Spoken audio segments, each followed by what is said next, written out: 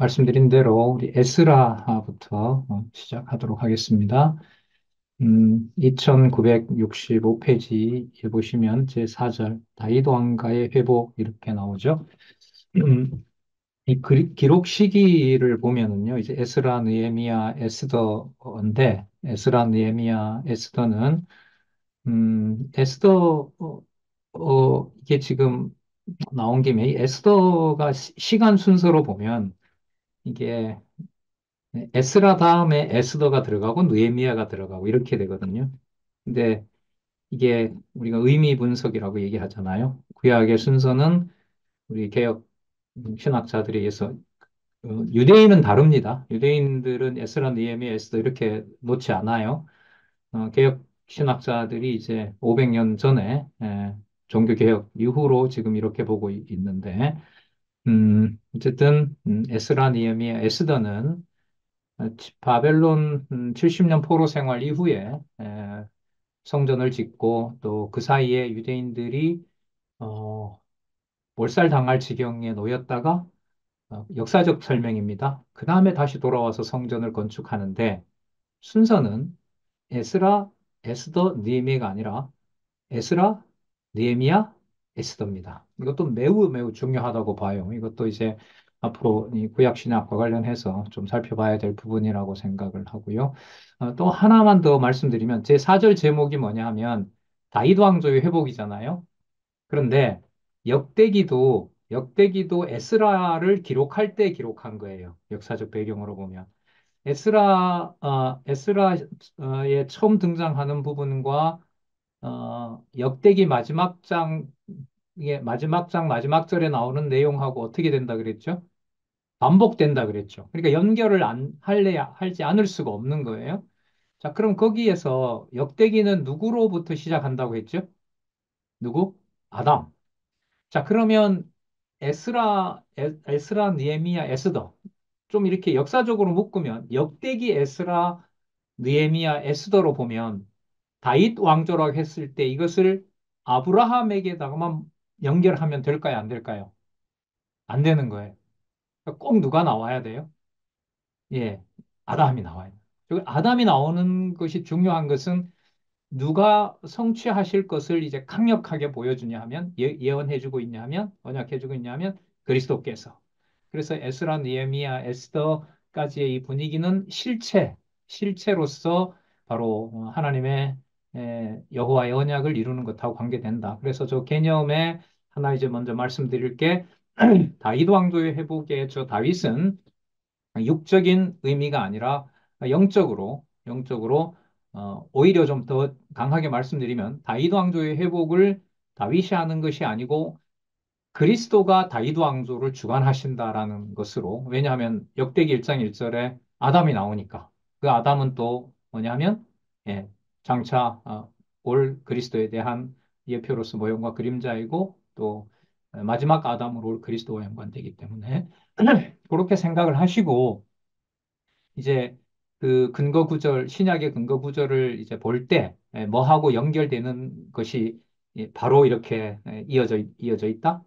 예, 그리스도와 어디에서부터? 에스라, 니에미야, 에스더에. 이건 매우 매우 중요합니다. 그러니까 단지 언약이다라는 게 아니라 이게 실제로 예루살렘 성전을 지으면서 회복하면서 하나님의 섭리는 어느 쪽으로 무게가 온다? 예, 마지막 아담인 그리스도와 연관해서 섭리를 하시는 것이다. 자, 일단 그렇게 이 큰 서론을 잡으시고요. 살펴보도록 하겠습니다. 먼저 에스라 성전 제사 회복 사건이 나오는데 1장에서부터 6장까지 귀환의 성전 재건 여기에 신약 근거는 사실 들질 않아요. 이 지금 보면. 근데 지금 6권에서 이제 살펴볼 수 있는 게 역대기 에스라 느헤미야 가고 욥기까지 연결이 되는데 여기서는 장이 끝난 다음에 예를 들면 한쪽 가로 일 유다 백성의 귀환 이렇게 끝난 다음에 마지막에 본문 다 강론하고 다음에 신학 근거를 들어서 설명하는 것이 이 구성의 특징입니다. 이게 나중에 선지서쯤으로 가면 이제 7권, 8권쯤 넘어가면은 어떤 구조가 되냐 하면 시작할 때 신약 근거, 마칠 때 신약 근거. 이렇게 이제 성경 강론지 구조가 딱 맞춰집니다. 제가 이거 예습하면서 제가 보다가 가면서 이게 몇 년도에 나왔지라고 찾아봤어요. 이게 6권이 몇 년도에 나왔냐면요. 새천년에 나왔어요. 2000년 전에 나왔거든요. 2000년인데 올해가 몇 년이죠? 2024년이잖아요. 그러니까 24년 후에 우리가 뭐 하는 거예요? 이제서야 비로소 공부하는 거예요. 아주 별로 좋은 학생들이 아니에요. 이제야 비로소 공부하는 거니까. 그래도 어디예요? 이제는 어느 단락 하나의 의미 하나하나까지 우리가 다 공부할 수 있게 된 게 얼마나 감사합니까? 그러면 유다 백성의 귀환, 거기 보면 이제 고레스가 돌아가라고 해서 이제 다 돌아왔고, 돌아온 통계가 쭉 나옵니다. 통계가 쭉 나오고요.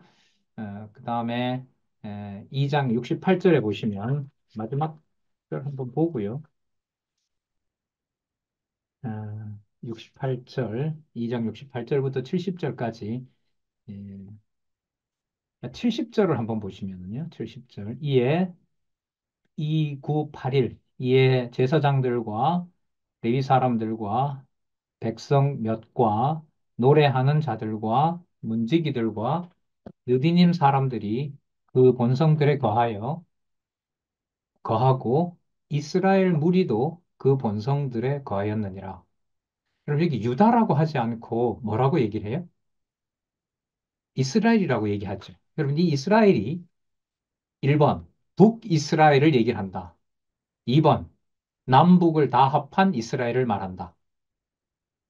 3번, 육적 이스라엘을 벗어난 영적 이스라엘로 넘겨주는 개념이다. 안내하는 사람의 의도를 여러분 아마 간파하셨을 것 같은데, 이제 저는 이제 3번이라고 보는 거죠. 자, 그러니까 여기에서 어, 이미 북쪽 이스라엘은 다 망해버렸죠. 그러니까 이때 이 이스라엘은 북이스라엘로 한정을 할 수가 없는 겁니다.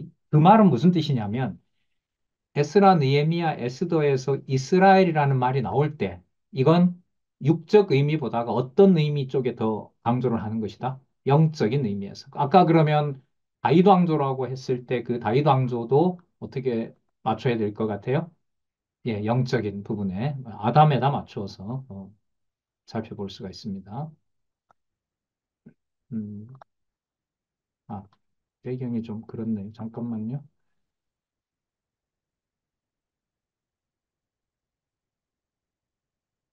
네, 계속 하겠습니다.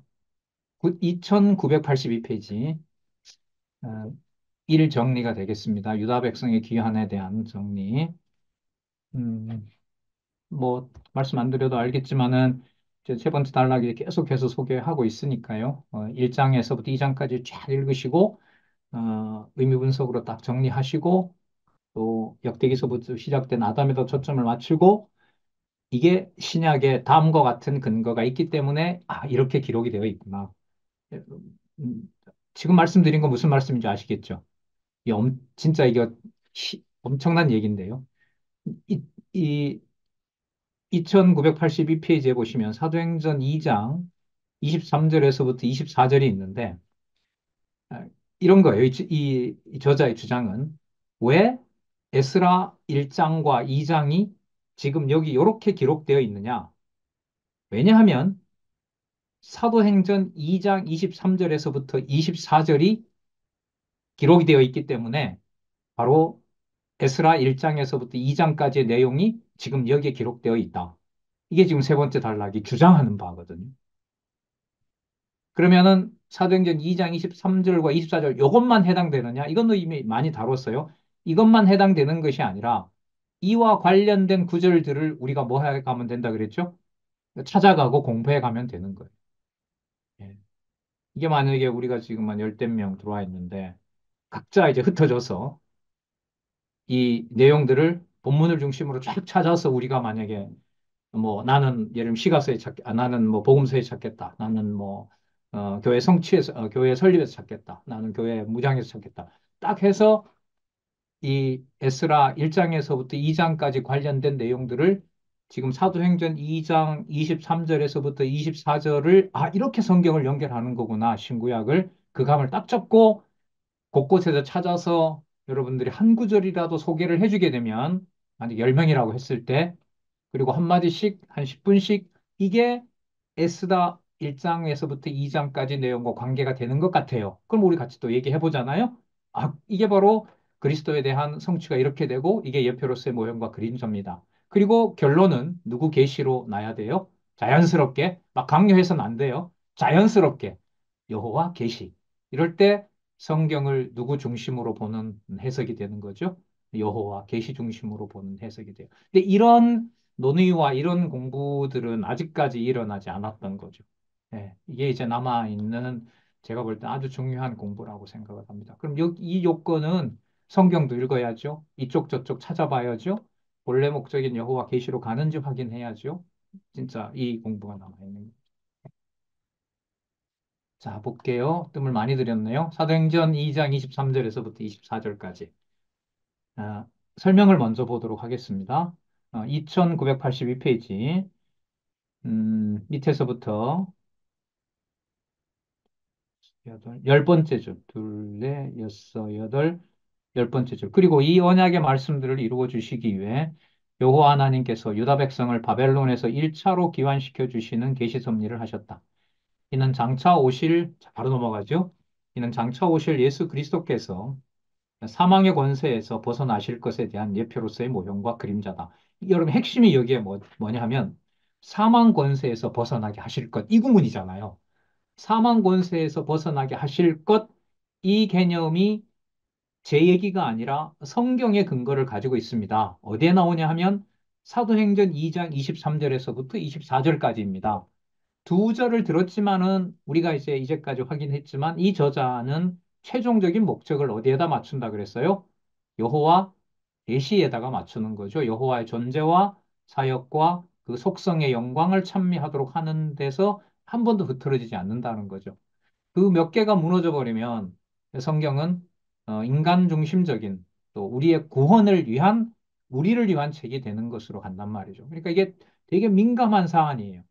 그냥 누가 보면 그렇지 뭐 예수께서 나중에 사망 권세 이것도 참 그래요. 이는 장차 오실 예수 그리스도께서 여기까지는 좋아요. 그렇지 예수 그리스도 연관된 거지. 그런데 1장과 2장에 유다 백성의 귀환이라고 적어 놓은 저 내용을 예수님의 무엇과 연관을 시키는 거지?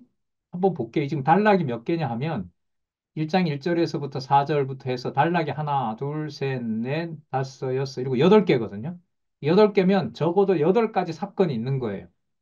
첫 번째 여호와께서 고레스로 유다 백성에게 귀환하라고 명하고 돌아오는 거, 그 다음에 돌아온 자손과 출신지 통계 나오고 레위 자손 이름 통계 나오고 솔로몬 왕 자손들 이름과 통계가 나오고 제명된 제사장 자손의 족장 이름과 통계가 나오고 본성으로 돌아온 회중과 노비와 짐승들 통계가 나오고 마지막에 여호와의 전 재건을 위해 예물을 드리고 본성에 거하는 이 여덟 가지 사건 내용을 자, 신약의 한 사건에 집중을 해요. 물론 예수 그리스도예요. 근데 어떤 주제에다 맞춰요? 사망의 권세에서 벗어나실 것. 이게 지금부터 이 세 번째 단락 우리 공부하시는 분들이 뭐 해야 되냐면 탐구해야 될 내용인 거예요. 저도 안내를 받아서 소개를 하는 거지. 1장 1절에서부터 2장 70절까지 내용을 다 꼼꼼히 확인하면서 이 사건이 이 유다 백성의 귀한 사건이 어떻게 사망 권세에서 벗어나실 것과 연관되지?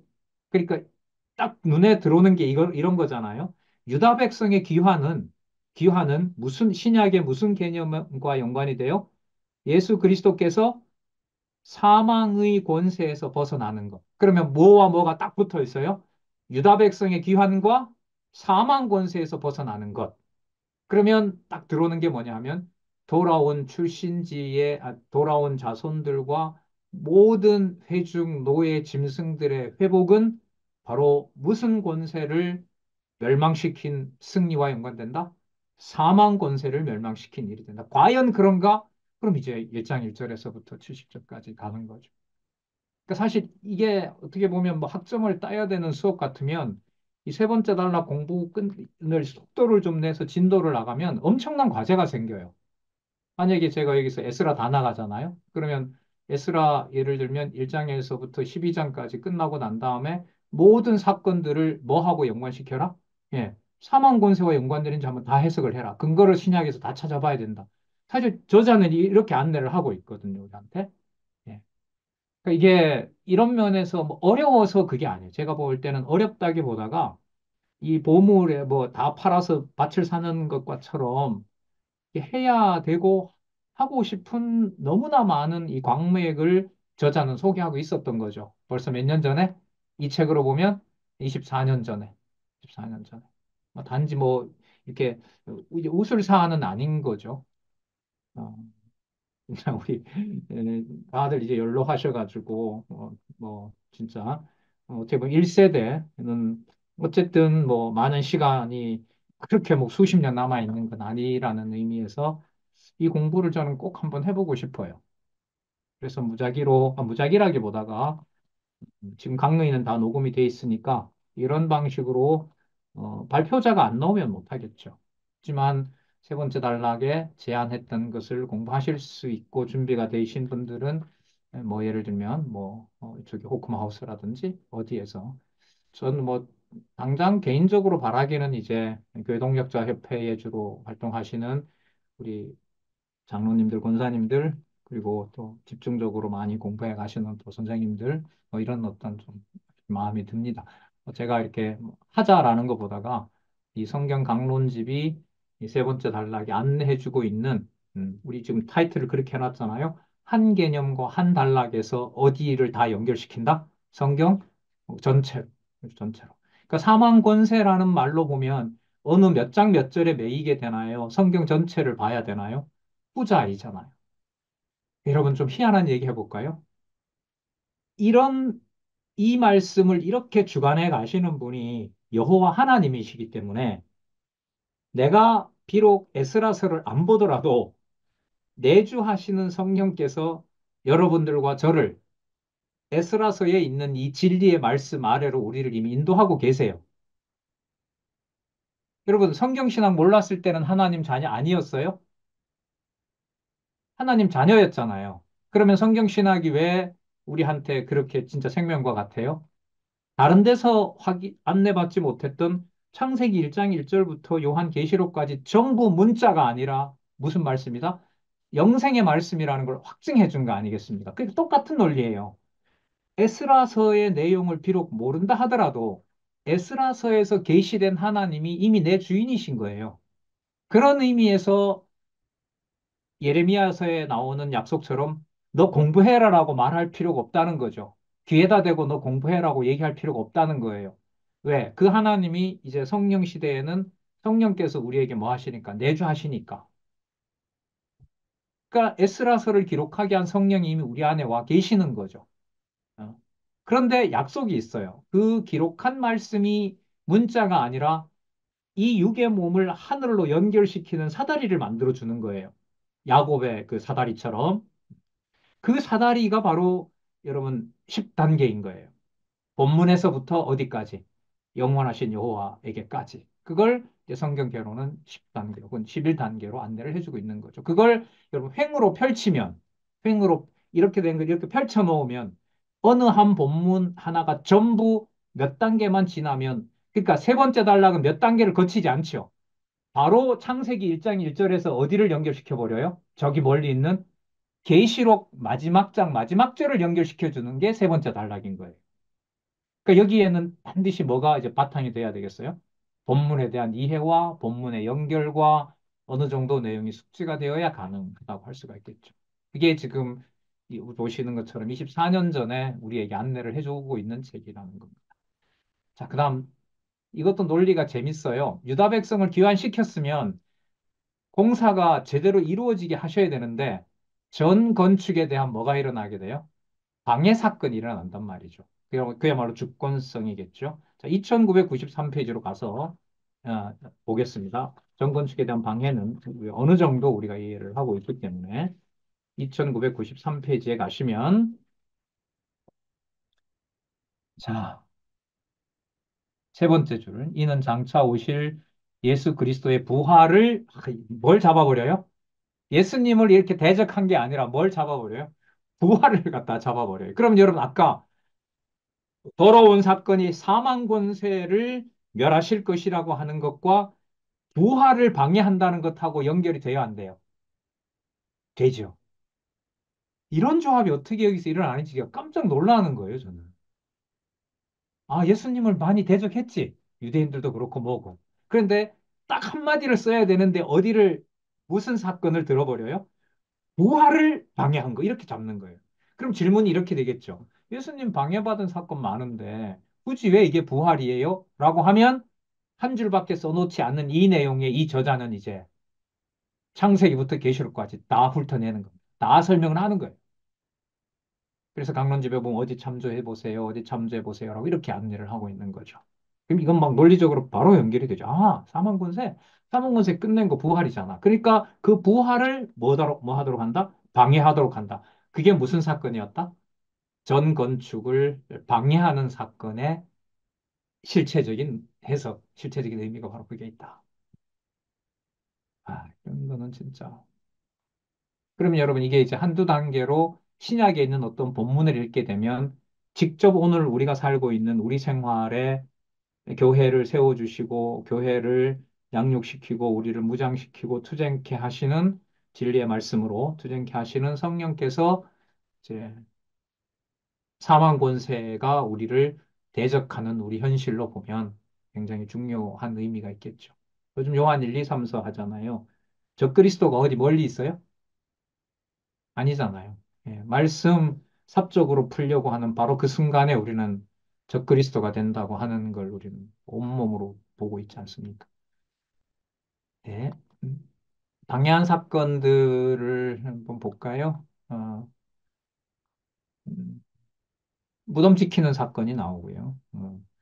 27장 65절에 보면 빌라도가 가로되 너희에게 파수꾼이 있으니 가서 힘대로 굳게 하라 하거늘 저희가 파수꾼과 함께 가서 돌을 임봉하고 무덤을 굳게 하니라. 그리스도의 부활을 막으려고 돌로 이렇게. 자, 그다음 방해를 넘어서서 전건축과 봉헌식이 5장에서부터 6장에 일어나게 되죠. 음, 얼마 뒤에 이제 그 공사를 시작하다 총독들이 이제 그걸 못하게 하려고 했지만은 그 다리오 왕이 곳간에서 고레스 왕 자기 선조의 조서를 찾아서 확인하고 이제 전부 다 그걸 거부하고 성전을 짓도록 그렇게 하죠. 그래서 유월절 양을 잡고 무교절까지 지키는 일이 벌어졌습니다. 3004페이지에 보겠습니다. 3004페이지. 3004페이지. 자, 요한복음 2장 19절에서부터 22절까지 그 문장 읽어보겠습니다. 이는 장차 오실 예수 그리스도께서 죽었다가 부활하실 것에 대한 예표로서의 모형과 그림자이다. 19절부터 22절 예수께서 대답하여 가라사대 너희가 이 성전을 헐라 내가 사흘 동안에 일으키리라. 유대인들이 가로되 이 성전은 46년 동안의 지었거늘 저가 3일 동안에 일으키겠느냐 하더라. 그러나 예수는 성전된 자기 육체를 가리켜 말씀하신 것이라. 죽은 자 가운데서 살아나신 후에야 제자들이 말씀하신 것을 기억하고 성경과 및 예수의 하신 말씀을 믿었더라. 야, 결국 성경과 말씀하신 내용을 믿었더라. 이 말은 언약한 대로 성취했다는 것을 증거해주는 말씀이 되겠죠. 그래서 전건축과 봉헌에 대해서 그리스도께서 그런 방해에도 불구하고 사망 권세가 이길 수 없다고 하는 것을 확증해주는 내용입니다. 자, 그다음. 귀환과 제사 회복으로 가서 보겠습니다. 이제 2차 귀환이 시작이 됩니다. 총 세 번 돌아오죠. 총 세 번 돌아옵니다. 그러니까 그 사이에 무슨 사건이 있냐면 에스더 사건이 있어요. 역사적으로 보면. 그러나 이제 성경은 의미 중심으로 되어 있다는 증거가 바로 역대기 에스라 느헤미야 에스더 에스라 느헤미야 에스더 사건이라는 걸 참고로 알아두시고요. 2차 귀환과 번제를 드리게 합니다. 3022페이지. 3022페이지. 302. 예. 밑에서 세 번째 줄, 이는 장차 오실 예수 그리스도께서 영원한 제사를 드리실 것에 대한 예표로서의 모형과 그림자다. 히브리서 10장 12절. 제가 읽어볼까요? 오직 그리스도는 죄를 위하여 한 영원한 제사를 드리시고 하나님 우편에 앉으사 하나님 우편에 앉으셨다 이러죠. 자, 여기 보시면은 이는 장차 오실 예수 그리스도께서 영원한 제사를 드리실 것에 대한 예표로서의 모형과 그림자다. 자, 여기서 핵심 개념은 뭐냐면 영원한 제사이죠. 영원한 제사. 무슨 사건이 2차 기환해서 번제. 여러분 범죄의 특징이 뭔 줄 아세요? 번제 첫 번째. 남겨놓는 게 있다 없다? 없습니다. 전부 소각해서 그 번제라는 말이 히브리어로 여러분 뭐냐 하면은요. 올라간다라는 거예요. 그러니까 전부 다 태워서 전부 다 태운 것이 그냥 다 하늘로 올라가 버리는 다 소진이 되는 거죠. 그러니까 이 번제 사건은 어, 모든 것을 들여서 하늘에 있는 지성소에 들어가는 사건하고 관계가 됩니다. 그러니까 예를 들면 2차 귀환과 뭐 속죄제 이렇게 말해도 되고 2차 귀환과 뭐 화목제 뭐 이렇게 말해도 되겠죠. 근데 지금 제목이 2차 귀환과 본문에 보면 나오는 거예요. 무슨 제? 번제 이렇게 나왔을 때 번제의 의미에 대해서 이제 특별히 설명을 할 수가 있겠죠. 자, 이것을 지금 강론집은 무슨 제사다? 예, 영원한 제사다. 이렇게 지금 확인하고 있습니다. 자, 그다음 이스라엘 자손의 성별. 자, 이건 논리적으로 연결이 돼요. 뭘 드렸으므로? 번제를 드렸으므로 이스라엘 자손이 뭐 하게 된다? 예, 구별하게 된다. 자, 9장, 10장 내용 지나서요. 감사하고 또 회개하고 그 다음에 자폰한 자들, 율법을 지키기로 하고 자폰한 자들, 이방인과 돌아와서 피가 섞이거든요. 그들을 조사하고 그 이방 여인들을 취한 제사장, 이 제사장들이 그냥 이방 여인을 막 취하는 이런 범죄가 일어나게 되죠. 그 사람들의 명단까지 다 확보하는 겁니다. 그러면 그 명단 확보하는 게 심판하려고 하는 것이 목적이 아니라 이스라엘 자손들을 바로 성별하는 겁니다. 제목 보시면 여러분, 유다 자손의 성별이 아니라 뭐라고 그래요? 이스라엘 자손의 성별이잖아요. 그러면 아까 처음 나왔던 개념하고 맞죠? 그럼 이때 이스라엘은 다윗 왕조의 계승과 연관되는 거기 때문에 다윗 왕조의 그렇죠. 다윗 왕조 회복과 연관된다는 의미에서는 실체적인 의미에서 이스라엘이라는 이름으로 연관이 된다. 자, 3036으로 가서 9장 10장에 대한 정리를 한번 보겠습니다.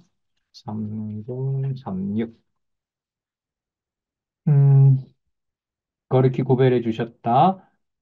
이는 장차 오실 예수 그리스도께서 부활 승천하신 후에 성령을 보내셔서 택한 백성들로 거듭나게 하심으로 성도가 되도록 섭리하실 것에 대한 예표로서의 모형과 그림자다. 잘 아시는 왜 니고데모 사건 아시죠? 그럼 니고데모 사건에서 가장 그 뭐라 그래 핵심적인 구절이 있다면 여러분 뭐라고 생각하세요? 아, 그거요? 뱃속으로 또 들어갑니까? 그거요?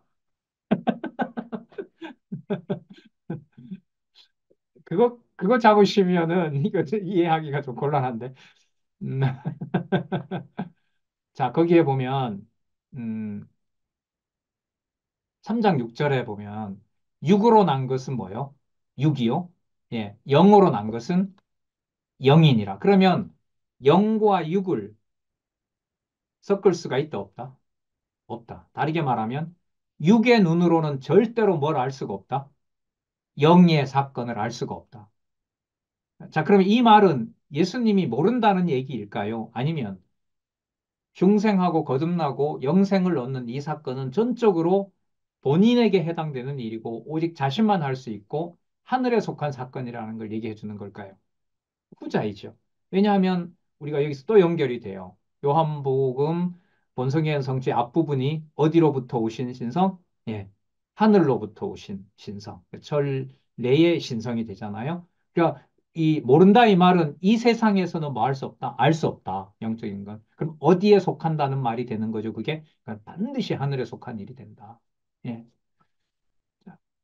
그 사건으로 보시면은 여기에 있는 대로 예수 그리스도께서 부활 승천하신 후에 성령을 보내셔서 택한 백성들로 거듭나게 하심으로 성도가 되도록 섭리하실 것이다. 택한 백성들이 성도, 그럼 성도는 어디에 속한? 하늘에 속한 성도가 되는 거죠. 그러면 여러분, 지금 이 개념, 이 근거 구절이 지금 거의 끝나가잖아요. 지금 에스라가 끝나가거든요. 그럼 이제 요한복음의 이 근거 구절을 가지고 조금 전에 이제 나왔던 그 사망 권세 이긴다는 거, 그 다음에 히브리서에 나오는 영원한 제사, 그 다음에 요한복음에 나와서 성전을 헐라고 했는데 그걸 당신이 살아나신 사건, 이 모든 것이 종합되면서 그 사건이 무엇을 이해하는 아주 중요한 근거가 돼요? 에스라를 이해하는 근거가 됩니다. 그러면 그 구절 몇 개를 연결해서 에스라를 보면 에스라의 본문 내용은 이어가지만 구약 사건으로 보는 게 아니라 이미 어디로 넘어와 있어요, 이게? 신약으로 넘어와 있어요. 그럼 신약으로 넘어온다는 말은 우리가 신약 성경을 알고 있으면 신약 성경 처음인 마태복음부터 어디까지? 요한계시록까지가 작동을 하는 거예요. 그런데 그걸 에스라에다 초점을 맞추려고 할 때 이 저자가 안내해준 뭐가 있어요? 요절이 있잖아요. 뭐와 관계된? 어떤 내용과 관계된? 에스라와 관계된. 그럼 그 구절 네다섯 개만 딱 확보를 하고 에스라와 연관시키고 마태복음에서부터 요한계시록까지 아니면은 뭐 교회 설립에서 보든지 양육에서 보든지 예를 들면 아주 많이 드렸던 유다서 한 장을 딱 보더라도 거기에 사망 권세를 이기시는 그리스도의 능력이 이미 어디에 나타나고 있다? 에스라에 나타나고 있다는 거죠. 그걸 처음서부터 끝까지 다 풀어놓고 있는 게 바로 성경 강론 전집이라고 보시면 됩니다. 그러니까 진짜 많은 사람들이 그냥 좀 말이 그렇습니다만 속속들이 이런 방식의 안내를 받으면서 여호와 계시의 관점에서 성경 전체를 몇 마디만 이렇게 언급하게 되면 다 연결시키면서 성경 전체를 예수님이 요약하듯이 너희가 성경에서 영생을 얻는 줄 알고 성경을 상고하거니와 이 성경이 내게 대하여 증거하는 것이로다. 여러분 성경 개론의 엄청난 파워가 뭐죠? 본문들의 단락을 나누면서 뭐 한다는 거죠? 압축해 간다는 거죠. 2019년 개정판의 특징은 2005년보다가 개념이 늘어납니까? 개념이 줄어듭니까?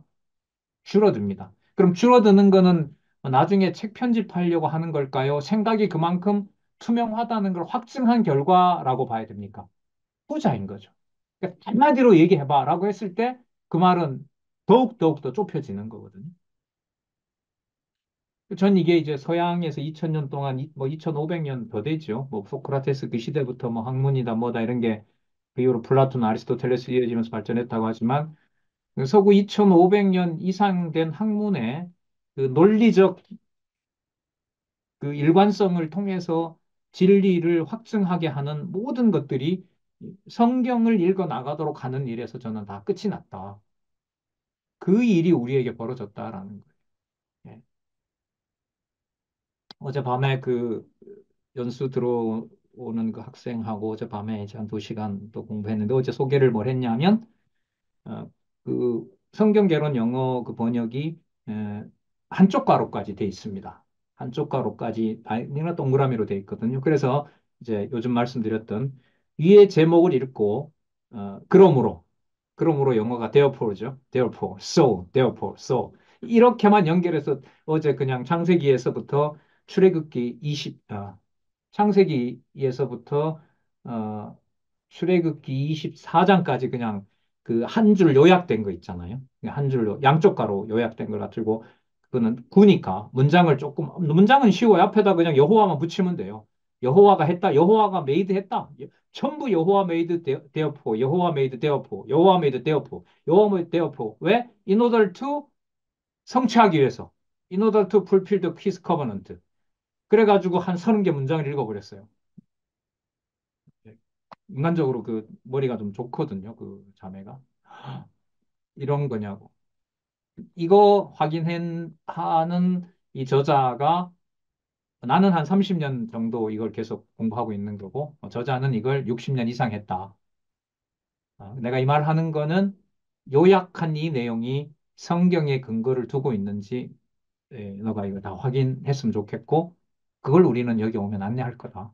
그러니까 다른 어떤 무엇보다도 성경의 내용에 대해서 좀 많은 부분 알았으면 좋겠다. 이제 그 수업을 했습니다. 그게 여러분 뭐하고 지금 연결이 돼요? 세 번째 단락 공부에서 본문 네 개를 연결시키면서 시키면 시킬수록 어디로 확대된다? 성경 전체로 확대되는 안내를 지금 여기 해주고 있다는 거죠. 자, 느헤미야로 가겠습니다. 느헤미야는 유다 왕국의 회복입니다. 그럼 여기 또 재밌죠. 분명히 성경의 본문은 아까 뭐라고 얘기를 했어요?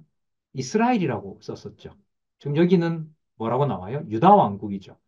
왜 유다 왕국이냐면 지금 여기에 느헤미야 귀환이 나와요. 느헤미야는 어느 지파 속에 속하죠? 유다 지파에 속하거든요. 그러면 여러분 여기서 유다 왕국을 아브라함이라는 혈통과 다윗이라는 혈통에다가 맞춰서 보면 될까요? 안 될까요? 안 돼. 왜 안 되냐 하면 아까 신약 근거에 이미 누가 들어와서 설명을 해버렸어요. 에스라를. 그리스도가 와서 설명을 해버렸단 말이죠. 그러나 본문에 와서 느헤미야를 구약의 사건에다가만 연결을 시키면 안 된단 말이에요. 그러면 어떤 이제 질문이 생기냐 하면 그러면 이 느헤미야와 관련해서는 어떤 신약의 근거를 설명할 거지? 이게 딱 기대가 되는 거예요. 자, 첫 번째, 느헤미야의 기한입니다. 느헤미야가 예루살렘의 참혹한 비보를 듣고 비보를 형제에게 듣고 하나님께 은혜를 구하고 그 다음에 느헤미야가 왕에게 중건 요청을 허락받아 귀환하고 예루살렘 성벽을 시찰하고 너무너무 속이 상하고 너무 가슴 아파하죠. 그리고 느헤미야가 성중건에 대해 비웃는 말을 듣고 변박하는 내용이 딱 나타납니다. 자, 그럼 여기에서 3050에 가시면 그 근거가 뭔지를 밝혀주고 있죠. 3050에 보시면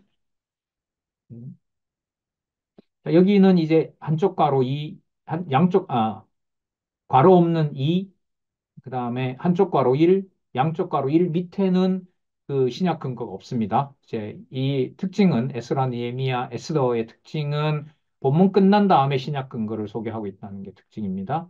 3050에 보시면 밑에서부터 하나, 둘, 셋, 넷, 다섯, 여섯, 일곱, 여덟. 이는 장차 오실 예수 그리스도께서 하나님, 자, 개념이 여기 나오네요. 무엇을 건설하기 위해? 하나님 나라를 건설하기 위해 사망 권세를 이기시고 부활하실 것에 대한 예표로서의 모형과 그림자다. 무슨 사건이요? 느헤미야의 귀환이. 이게 이제 우리 성경신학에 이제 공부한 연구한 이제 다음에 후배들을 이 장로님들이 권사님들이 이제 물어볼 때 우리가 연구원으로 우리가 초빙을 하려고 하는데 다음에 우리 면접의 범위는 에스라, 니에미야, 에스더입니다. 이렇게 이제 알려줬어요. 그리고 면접에서 만나서 이제 이런 질문이 가능한 거죠. 니에미야 귀환 사건과 예수님의 부활 사건이 무슨 관계가 있습니까? 이렇게 물으면 성경 전체로 연결되는 질문이 되는 겁니다. 그 질문을 하는 법을 외국이나 이런 데서 많이 가르쳐 주죠. 근데 우리는 질문하는 방법은 안 가르쳐 줘요. 여러분, 그런 말 있죠, 왜? 알아야, 알아야 질문하지. 이런 말 하시죠. 그 말은 뭐도 배워야 되는 거예요. 질문도 배워야 되는 거예요. 되게 중요해요. 남들 다 질문하는데, 대학원 올라가서, 대학원에 그 뭐 수백만 원 등록금 되고, 3시간 동안 처음에 입학을 해서 선배들은 막 얘기하고 뭐 하고 하는데, 질문 하나 못하고 3시간, 2시간 반 막 스트레이트로 수업을 하고 나오는데 되게 속상한 거예요. 어. 질문을 하기 위해서라도 이게 더러워서 공부해야 되겠다. 속된 말로. 어. 근데 보니까 그게 온 사람들이 그 선생님을 만나서, 교수님을 만나서 어디서부터 배우느냐? 질문하는 것부터 배웠더라고. 사람들이. 그 엉뚱한 질문이 아니라 이게 무슨 뜻이에요? 이런 것도 있고요. 이게 무슨 뜻이고 이게 무슨 뜻이라면 이 내용이 왜 이렇게 연결이 돼요? 이런 걸 이제 세미나에서 하더란 말이죠. 예. 그래서 여러분들 잘 아시는 왜 율법과 제 그리고 은혜에 보면 한 페이지 전체가 뭐가 나오죠? 질문이 나오죠. 그래서 제가 율법과 제 그리고 은혜 처음에 제가 14년 전에 와서 교회 학교 양성반 할 때 율법과 제 그리고 은혜는 주제 내용도 중요하지만 성경 신학을 공부할 때 질문을 어떻게 해야 되는지를 배우는 것도 율제 은혜 있습니다라고 제가 안내했죠. 그리고 그 페이지를 따라가면서 이렇게 질문도 하는 방식을 배웠는데요. 자, 그 질문이 생기는 거죠. 자, 볼게요. 요한복음 18장 36절에서부터 38절까지 예수께서 대답하시되 내 나라는 이 세상에 속한 것이 아니라 만일 내 나라가 이 세상에 속한 것이었다면 내 종들이 싸워 나로 유대인들에게 넘기지 않게 하였으리라. 이제 내 나라는 그리스도의 나라는 여기에 속한 것이 아니니라. 빌라도가 가로되 그러면 네가 왕이 아니냐? 예수께서 대답하시되 내 말과 같이 내가 왕이니라. 내가 이를 위하여 났으며 이를 위하여 세상에 왔느니 곧 진리에 대하여 증거함이로다. 무릇 진리에 속한 자는 내 소리를 듣느니라. 그럼 여기에서 이제 본문에서 좀 가장 중요한 부분이 뭐냐면요. 예수님이 누구다라는 걸 확증해요. 왕이다라고 얘기하죠. 그런데 빌라도와 다른 예수님은 왕이다라고 얘기를 하면서 왕은 여기에 보면 총과 칼이 아니라 무엇에 대하여 증거한다고 하죠? 무엇에 대하여? 진리에 대해서. 그러면 왕이라는 개념은 바로 뭐하고 붙게 돼요? 진리와 붙는 거예요. 예수가 왕이시다라고 하는 것과 내용은 바로 뭐가 되냐 하면 진리와 연관돼. 그럼 진리는 이 땅에 속한 걸까요? 이 땅에 속한 것이 아닐까요? 이 땅에 속한 게 아니라는 말이죠. 자, 그러면 여러분, 느헤미야의 귀환 사건은 다 무너진 예루살렘의 느헤미야로 하여금 귀환하게 한다라는 그 사건은 이제부터 느헤미야를 통해서 세우는 성곽은 물리적으로는 예루살렘에 세우는 거지만 그 본질을 그리스도와 연관을 시키면 그 성곽은 어디에 있는 나라를 보여주는 거예요? 하늘에 있는 나라를 보여주는 거죠. 여러분들 몸이나 제 몸이나 2000년 전 유대인의 몸하고 다를 게 있어요, 없어요? 없죠. 그러나 성령이 임한 여러분들과 제 몸은 진리의 말씀을 통하여 진리에 대하여 성령께서 증거하시면은 그건 어디에 속한 나라가 되는 거예요? 하늘에 속한 나라가 되는 거예요. 자, 그런 의미에서 성곽 중건공사로 가서 보면 성곽 중건공사가 어떠한 방해가 있더라도 이게 이 땅에 지어지게 돼요. 그럼 이 땅에 지어질 때 규모가 크다 작다라는 건 별 의미가 있을까요, 없을까요? 없습니다. 왜? 그게 뭐가 아니기 때문에 육적인 게 아니기 때문에 이런 부분에서 이제 저는 그 소선지서에 보면 그런 거 있잖아요. 어디에 나오죠? 스가랴? 이전의 성전이 이전 성전보다 뭐 할 것이며 더 클 것이며 역사적으로 보면 그 규모가 솔로몬 왕전처럼 크지 않아요. 지금 이 에스라 성전이. 그런데도 뭐라고 해버려요? 더 크다고 얘기를 해버립니다. 그 말은 세상에서 말하는 그런 척도로 평가할 수 있는 게 아니라는 거죠.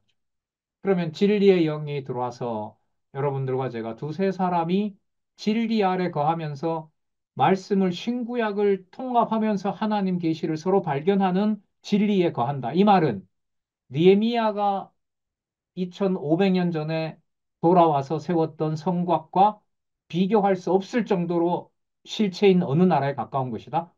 하나님 나라에 가까운 것이다. 자, 이게 요즘 말씀드리는, 요즘 강론하고 있는 요한 1, 2, 3, 4에다 딱 맞추면 이게 맞아요, 안 맞아요? 정확하게 맞죠. 그 육의 몸은 더 이상 육의 몸이 아니라 그 속에 누가 거하느니라? 하나님이 거하느니라. 거하게 하시는 유일한 방법은 사도 요한이 보낸 편지를 배제하고는 된다, 안 된다? 절대로 안 된다. 하나라도 왜곡하면, 사사로이 풀게 되면 어디에 해당된다? 적 그리스도에 해당된다.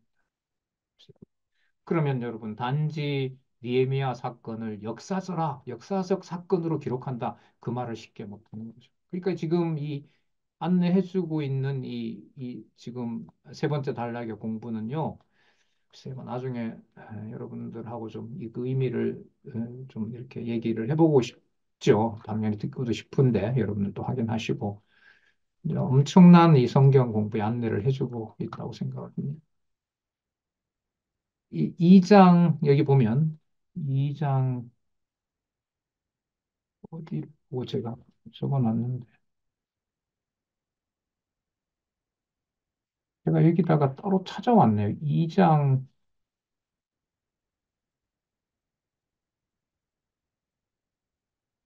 여기 아니요 여러분 죄송합니다. 여기가 아니고 예 3066으로 맞습니다. 3066에 가서 보시면은요.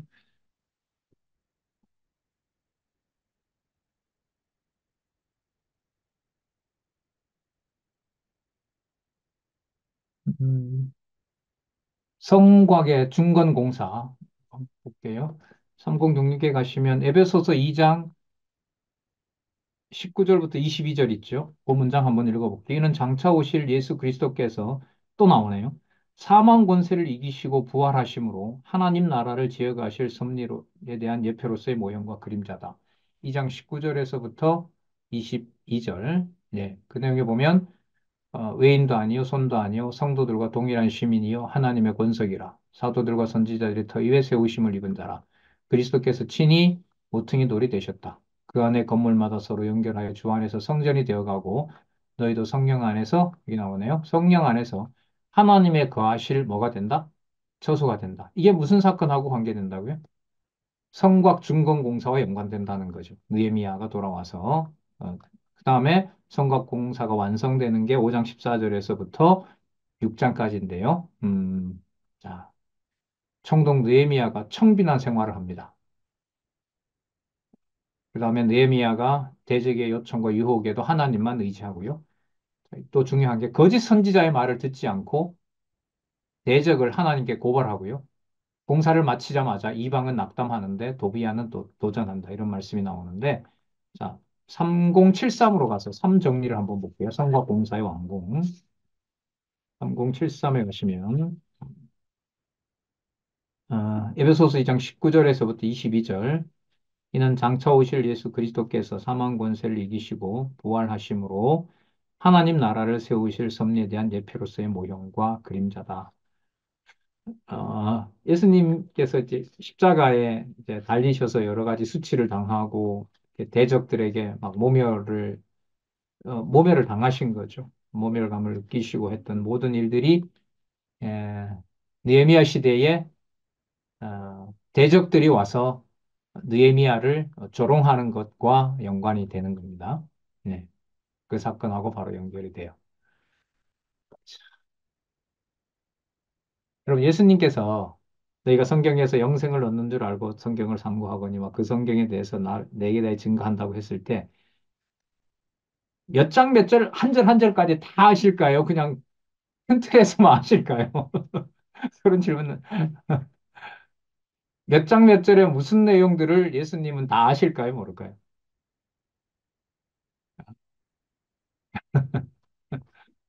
다 아셔야죠. 너무나 당연하죠. 그리고 이제 중요한 거는 창세기부터 말라기까지의 문자적 기록이 그리스도를 통해서는 단순 문자가 아니라 의문의 법이 죽어버리고 그 문자 정보가 뭐가 되는 거죠? 예수님이 얘기하셨던 대로 너희들이 뭘 얻는 줄 알고 생각한다? 영생을 얻는다고 했으니까 어디에 속한 정보로 질이 완전히 변화해요? 예, 하늘에 속한 걸로 변화하는 겁니다. 그리고 그 안내를 성경 신학 총서에서는 세 번째 단락에서 철저히 여호와 계시 중심으로 그걸 소개하고 있다는 거예요. 그러니까 이게 연구의 바탕이 되는 겁니다. 이걸 에베소서 2장 19절에서부터 22절을 들었으니까 이런 본문이 나오는 내용이 바로 에스라와 연관이 또 되는 거구나. 그렇게 찾아 나가시면 되죠. 그럼 몇 개 찾으면 확대가 되겠죠. 예수의 한 성취에서 하나 찾고 성령의 한 성취에서 하나 찾고 그 다음에 뭐 시편에서 하나 찾고 선지서에는 찾으면은 서너 개가 모이면은 전부 뭐가 돼버리는 거예요? 예, 성경 전체와 연관이 되는 거예요. 예, 놀라운 연구 방법이죠. 자, 그 다음에 3074에 가서 1장에서부터 1장에서부터 6장까지 예, 귀환과 성곽 중건에 대한 그 근거를 보고 우리 잠시 쉬도록 하겠습니다. 이것도 아까 살펴본 거죠, 미리. 3074에 이는 장차 오실 에베소서 2장 19절에서부터 22절 들어가 있는 내용요. 이는 장차 오실 예수 그리스도께서 사망 권세를 이기시고 부활하심으로 하나님 나라를 세우실 섭리에 대한 예표로서의 모형과 그림자다. 에베소서 2장 19절에서부터 22절까지 그 말씀에서 우리가 확인을 할 수가 있습니다. 네, 잠시 쉬신 다음에요. 8시 10분에 7장 13절, 7장부터 살펴보도록 그렇게 하겠습니다.